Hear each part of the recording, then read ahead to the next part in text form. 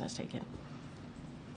President Biden was expected to meet with Ukrainian President Zelensky when he was in Rome today. Is he planning to speak with him? So the president did speak to President Zelensky moments ago. We will have a readout for all of you. Obviously, the president wanted to reach out to President Zelensky because, as you just stated, they were supposed to meet in Rome. It did not happen because the president decided to stay and be back here because of the catastrophic fires, obviously, that we're seeing in Southern California.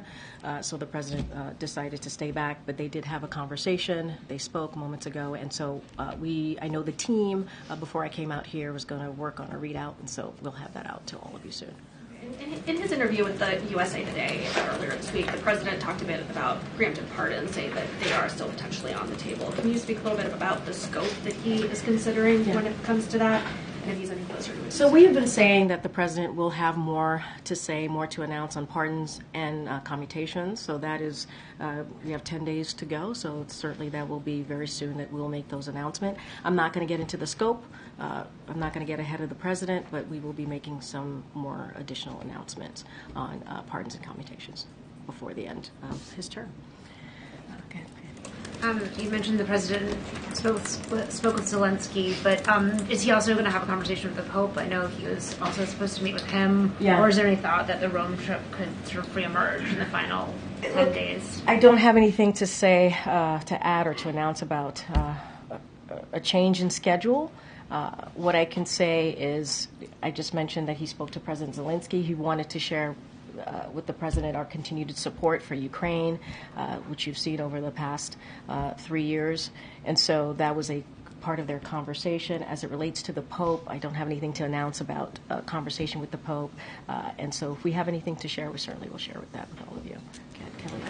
Has the president received any updated information about the status of his son's home in California? Also, his granddaughter lives there now. He did make some reference to seeing some pictures. I wasn't quite certain I heard it correctly, related to Secret Service being burned out. Can you give us an update on anything that relates to the family? So what I can say, Secret Service, you would have to reach out to the Secret Service for them to speak to any developments and what has occurred with them. As it relates to the president and his son, I don't have anything else to add beyond what the president shared. Just don't have anything at this time. Is he inquiring and getting any on-the-ground information? I don't have anything to share. What I can say is that when it relates to Secret Service, certainly you have to reach out to the Secret Service. But obviously he's in close touch with his son and his family. Because he referenced that, and they would only be present if protectees were at issue, and they would be connected to the president. So that's why I'm asking if he's getting any update on anything related to that. Well, again, I don't have anything else to add to what the president shared. As it relates to Secret Service and protectees and what they're doing specifically, you would have to reach out to the Secret Service, and we've been pretty consistent on that. And did he have any opportunity at all to speak to the president-elect about the fires? And they were obviously briefly in the same place yesterday with the Carter funeral and so forth. Does he see a need to... I know there's a full transition operation. I was going to say there's a full transition operation. Fully You heard the administrator talk about their kind of process on that side as it relates to FEMA. Don't have a conversation to read out that the president had with the president-elect. But as you said, there's a transition happening. We want it to be effective. We want to make sure that they have what they need. And so that continues. And one last one. Yeah. As a part of transition, is an office of the former president also being stood up, and would that be in Delaware, presumably? Yeah, I don't have anything to say about location, but the protocols that normally occur when a president leaves his post, it's going to continue. I don't have a location for you. Okay. And just briefly, we talked about the president's family being affected by this. The vice president's home was also under an evacuation order. Any update there on her home? Yeah, I mean, it's devastating. This is her city, her neighborhood, and her state. I would have to refer you to the Vice President's office on any updates that they might share with you. I don't have anything for you at this time, but certainly it's devastating. So many people are affected by this, and it's heartbreaking. Just a quick follow-up. Will she travel to the Los Angeles area this weekend? Is there any travel plan for her? I would refer you to the Vice President's office on any travel or her schedule. One more. Yeah, one sure. quick one, I promise. So we talk about the transition. Have you hosted any conversations with your immediate successor? And when will your final briefing take place? I'm sure you guys are all very excited about that. No, I'm just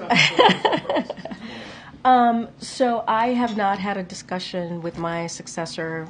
I'm letting the transition team kind of manage that process and just doing my job, focusing on my job on behalf of the president.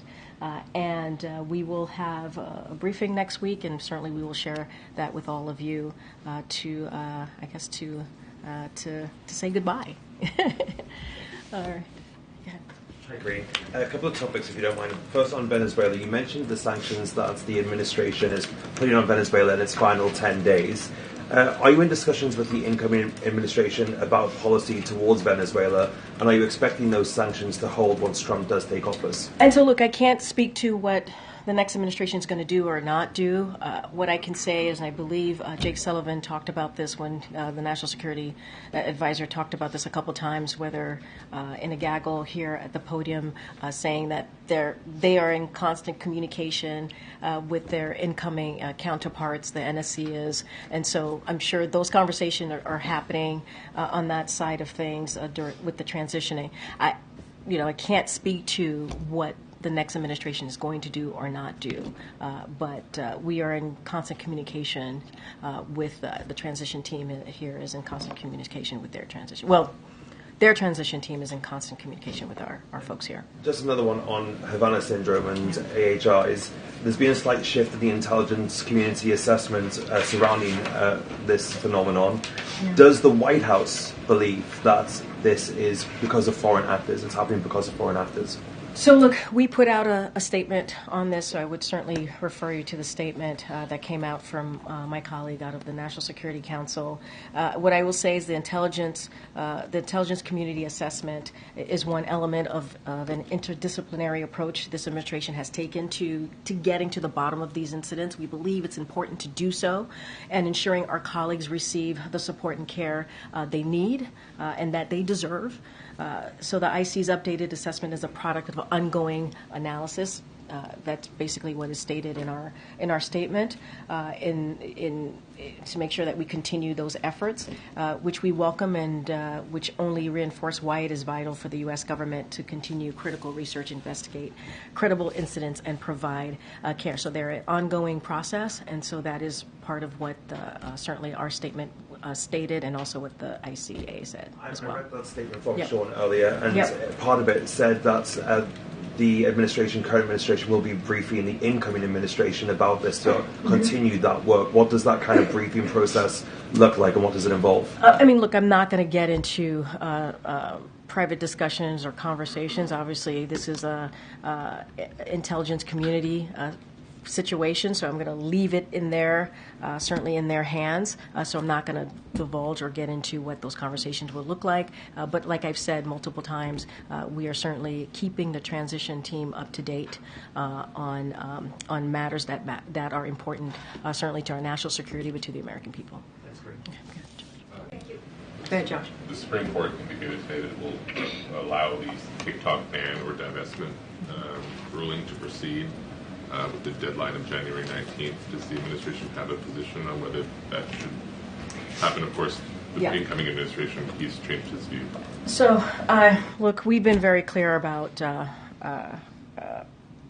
our position. Obviously, the president signed the bill, and we believe it's not a ban; it's a divestment. And obviously, there are provisions in that on how to move forward.